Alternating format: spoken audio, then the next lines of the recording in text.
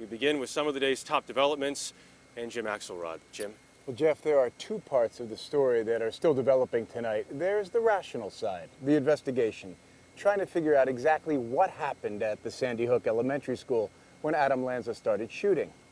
And then there's the emotional side. The medical examiner's work is done. The parents of 20 murdered children are now preparing to bury their kids. In front of the firehouse in Newtown, Connecticut, a community looking for some way to express its crippling sadness is creating a makeshift memorial to the 26 victims of Adam Lanza, who shot and killed them yesterday at Sandy Hook Elementary School. Investigators scoured the school for clues early this morning. The bodies of the victims and the gunman were removed from the crime scene and transported to the coroner's office. Connecticut's chief medical examiner, Wayne Carver, said the carnage was the worst he's seen in 31 years on the job. All of the children killed were first graders, each shot more than once. Carver confirmed Adam Lanza carried out most of the shooting with a Bushmaster .223 semi-automatic rifle. All the wounds that I know of at this point were caused by the long weapon. The guns belonged to Lanza's mother, Nancy, who was her son's first victim, shot in her home. Landscaper Dan Holmes knew Nancy Lanza for 5 years. Did she indicate that there were any problems with him? She only alluded to the fact that he was, kind of not antisocial, but he preferred being home alone. Police offered little insight as to how Lanza might have entered the school he once attended as a boy with 3 powerful guns, carrying out what is now the second deadliest school shooting in U.S. history.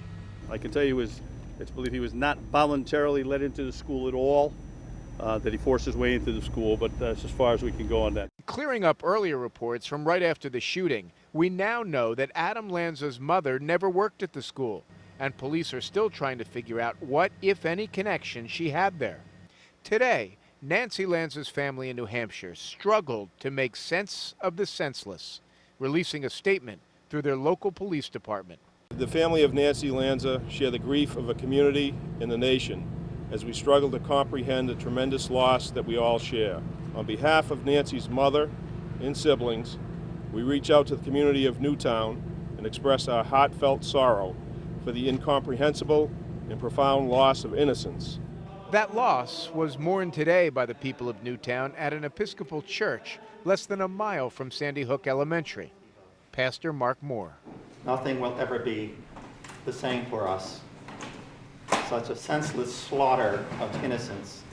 Lee Paulson belongs to the church and once worked at the school. She knew Principal Dawn Hochsprung, who was killed in the attack as she lunged at Adam Lanza. My heart breaks for all those babies and people, and it's so sad. The victims ranged in age from 6 to 56. Among the youngest were 6-year-olds Jesse Lewis and Emily Parker. The oldest, school psychologist Mary Sherlock. Those 3 and 23 others were killed at Sandy Hook Elementary School. The days ahead will see more vigils and services and soul searching as the community looks for answers, and what little strength they can summon comes from leaning on each other. Now that the medical examiner's office has finished its work with the victims at the school, they move on to the last 2 bodies. They will conduct the autopsies of Adam Lanza and his mother tomorrow. Jim, I know the funeral planning has also been complicated. Why is that? Well, you talk about the challenges facing a town like Newtown. You have 27 victims to be buried. In this small town, 1 funeral director. Jim Axelrod, thank you.